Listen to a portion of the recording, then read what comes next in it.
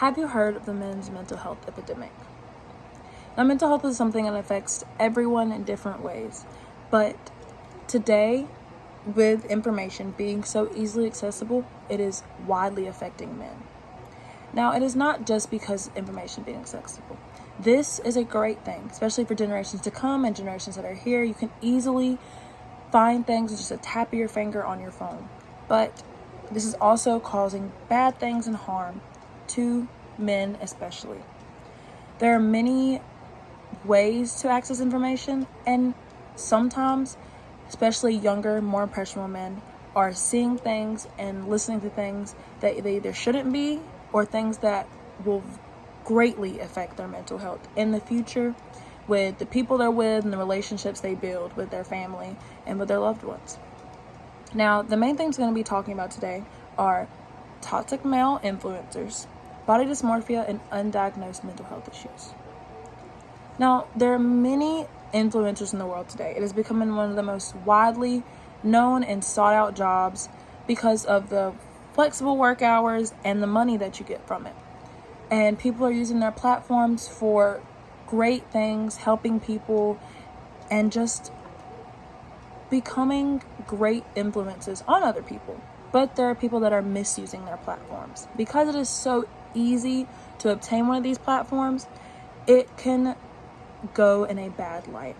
Now, the one we're going to talk about today especially is Andrew Tate.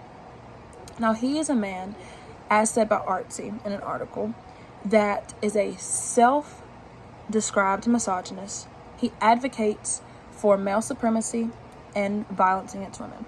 Now, the violence against women one is still in allegations and still in courts. We're not mainly going to talk about that one, but we will talk about the male supremacy. He is someone who greatly advocates for the nuclear family. Now, the nuclear family isn't inherently a bad thing.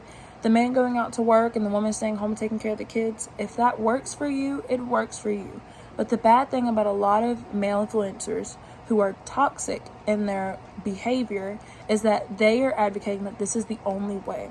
You have a certain job, you have a certain wife, you have a certain life, and that is the only way you can be to be a real man. And if you do not have these things, you are not a real man.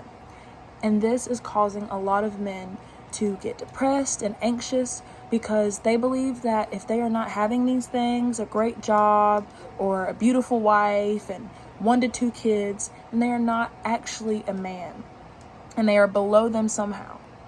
And this is just making men have such unstable mental health issues that are not talked about as much.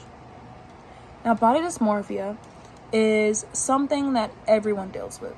No one is going to fully love themselves and fully love everything about themselves. Everybody has something they want to change.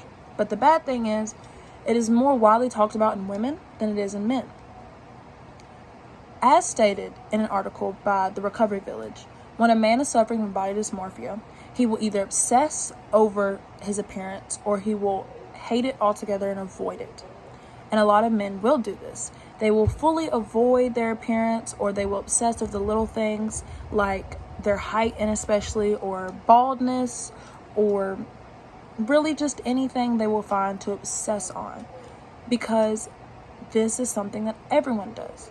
But it is not as talked about in men as it is in women. Men are seen as higher, more supreme people, while this is not fully the case, and this should never be the case. Men don't get to talk about these things, especially with each other or with other people. And this ties into my next point, is undiagnosed mental health issues. Now, a lot of people do have undiagnosed mental health issues, but it is so much more seen in men because at a young age, men are taught by whether it be their parents or people on the internet or just their friends that they are not supposed to talk about or cry about their mental health issues. And this is far from the fact. And it is a bad thing because women are taught very young that they can talk about their issues and that they can express their feelings, and men don't get the same treatment. And the bad thing is, a lot of men are having such mental issues going on in their head because of the facts that I talked about before, and they have no one to talk about them with because of the high stigmatism it is on men to not have to talk about these things.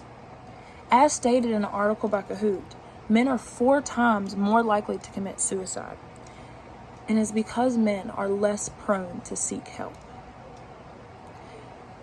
Now, toxic male influencers, body dysmorphia, and undiagnosed mental health issues. These are all the things that cause damage to a man's mental health. But all these things can be avoided by more advocacy for men's mental health and more understanding from the general public towards men, that we understand what they're going through and we understand that they have someone to talk to. A good thing is that a lot of things are changing and people are starting to advocate more for men's health. Thank you, and I hope you enjoyed my speech.